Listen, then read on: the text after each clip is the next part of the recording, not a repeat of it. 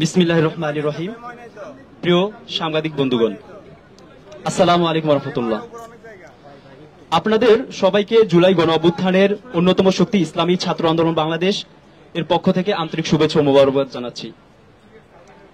জুলাই গণ অভ্যুত্থানের বর্ষপূর্তিতে শুরুতেই গভীর শ্রদ্ধাভরে স্মরণ করছি 2024-এর সকল শহীদ, আহত ও বীর যোদ্ধাদের। একই সাথে এই জনপদে উপনিবেশিক ব্রিটিশ বিরোধী আন্দোলন থেকে শুরু করে 1947, 52, 69, 71, 90 ও 24-এর সকল সংগ্রামীদের এবং অন্যান্য স্বদেশীয় আন্দোলনে যারা আমাদের এই দেশে ভূমিকা রেখেছেন তাদেরকে মাগফিরাত কামনা করছি সকল বীর শহীদদের।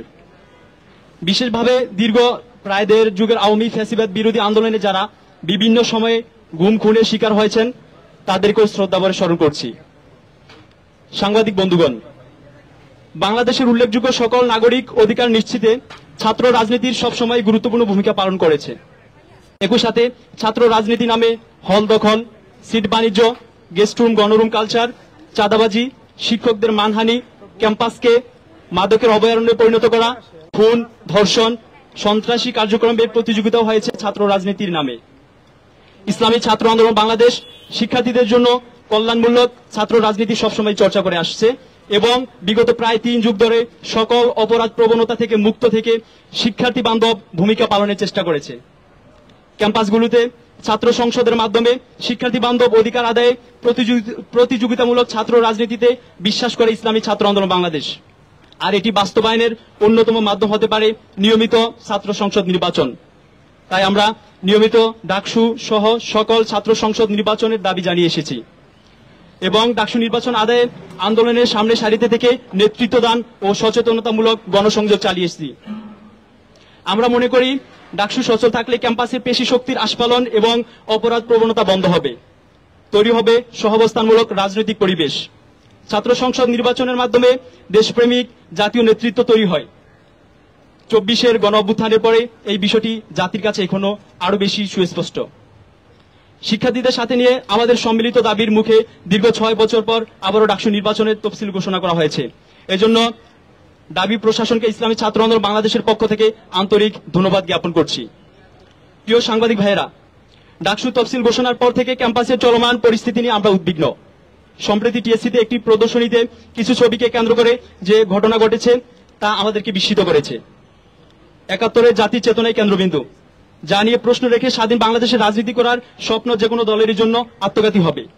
একই সাথে জুলাই গণ অভ্যুত্থানের মাধ্যমে অর্জিত নতুন বাংলাদেশে কেউ যদি মত তৈরি করে কারো মত প্রকাশ ও রাজনৈতিক কর্মসূচি পালনের স্বাধীনতাকে হরণ করতে চায়, তাহলে জুলাই জনতা তা সংঘবদ্ধভাবে প্রতিরোধ করবে।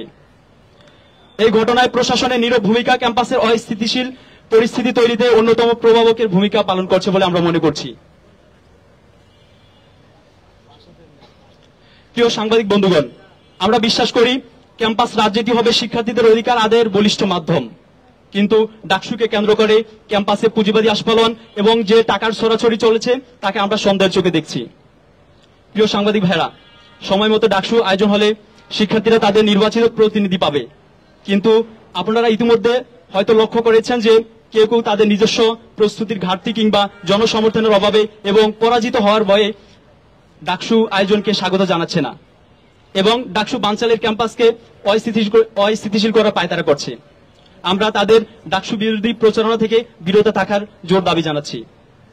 আমরা স্পষ্টভাবে ঘোষণা করতে চাই, তফসিলের শিডিউল অনুযায়ী ডাকসু নির্বাচন হতে হবে। সেজন্য শিক্ষার্থীদের সাথে নিয়ে ডাকসু নির্বাচন কমিশনকে সকল প্রকার সহযোগিতা করতে ইসলামী ছাত্র আন্দোলন বাংলাদেশ বদ্ধপরিকর। তবে পরস্পর বিরোধী হিংসাত্মক মন্তব্য, গুজব এবং ডাকসু বানচালের প্রবণতা থেকে মুক্ত রাখতে প্রশাসনকে শক্ত পদক্ষেপের জোর দাবি জানাচ্ছি। আমাদের প্যানেল থেকে নির্বাচিত হলে আমরা নারী শিক্ষার্থীদের হলে বৈদ্যুতিক পাখা অথবা শীততাপ নিয়ন্ত্রণের ব্যবস্থা, রেজিস্ট্রার অফিসকে ডিজিটালাইজড করা, নিরাপদ, বৈষম্যহীন ও সহনশীল শিক্ষার পরিবেশ নিশ্চিত, শতভাগ আবাসন সুবিধা ও আবাসন মান উন্নয়নে কার্যকর পদক্ষেপ গ্রহণ, গবেষণা ভিত্তিক স্কলারশিপ ও ল্যাব সুবিধা বৃদ্ধি, ডিজিটাল লাইব্রেরি ও ক্লাসরুমের ব্যবস্থা, অনলাইন ক্লাস ও পরীক্ষা সিস্টেম এবং তৎপরবর্তী কার্যক্রমগুলোকে আরো উন্নত ও সহজীকরণ, বিভাগ ও ফল পর্যায়ে দুর্নীতি ও হয়রানি বন্ধের ছাত্র অভিযোগ সেল গঠন, মেডিকেল ব্যবস্থাকে উন্নত করা, পাশাপাশি মানসিক স্বাস্থ্য সহায়তায় হেল্পলাইন ও কাউন্সিলিং এর সেবা চালু, ক্যারিয়ার গাইডেন্স, ইন্টার্নশিপ ও স্কিল ট্রেনিং নিশ্চিত, প্রতিটি শিক্ষার্থীর মাথাপিছু ব্যয়কে যথাযথ সচ্ছলতার সহিত কাজে লাগানো এবং সকল ছাত্র সংগঠনের রাজনৈতিক সহাবস্থান ও গঠনমূলক রাজনীতি প্রতিষ্ঠা করা সহ সকলকে সাথে নিয়ে একটি গণমুখী ক্যাম্পাস গড়ে তুলতে প্রশাসনকে বাধ্য করা দীপ্ত প্রতিশ্রুতি জানাচ্ছি। প্রিয় সাংবাদিক বন্ধুগণ, আপনারা ইতিমধ্যে অবগত হয়েছেন যে আজকে আমাদের প্রেস ব্রিফিং এর বিষয়ে। এখন আমাদের আজকের সামনে যে ডাকসু নির্বাচনের প্যানেল ঘোষণা করবেন ইসলামী ছাত্র আন্দোলন বাংলাদেশ কেন্দ্রীয় কমিটির joint secretary general Mahbubur Rahman Nahiyan. ধন্যবাদ। ইসলামী ছাত্র আন্দোলন বাংলাদেশের পক্ষ থেকে আমরা ঢাকা বিশ্ববিদ্যালয় ছাত্র সংসদ নির্বাচনের সম্ভাব্য পূর্ণাঙ্গ প্যানেল ঘোষণা করছি। আমাদের প্যানেলে ভিপি হিসেবে ঘোষণা করছি ইসলামী ছাত্র আন্দোলন বাংলাদেশ ঢাকা বিশ্ববিদ্যালয় শাখার সাবেক সভাপতি ইয়াসিন আরাফাত ভাইকে। জিএস হিসেবে ঘোষণা করছি ইসলামী ছাত্র আন্দোলন বাংলাদেশ ঢাকা বিশ্ববিদ্যালয় শাখার সাবেক সাধারণ সম্পাদক ইসলামী ছাত্র আন্দোলনের কেন্দ্রীয় assistant secretary general Khairul Ahsan মারজানকে। অ্যাসিস্ট্যান্ট এজিএস হিসেবে ঘোষণা করছি ইসলামী ছাত্র আন্দোলন বাংলাদেশ ঢাকা বিশ্ববিদ্যালয় শাখার সাধারণ সম্পাদক সাইফ মোহাম্মদ আলাউদ্দিনকে। এছাড়াও আমাদের পূর্ণাঙ্গ যে প্যানেল, এই প্যানেলে যারা সম্ভাব্য অংশগ্রহণ করবেন তাদের নাম ঘোষণা করছি।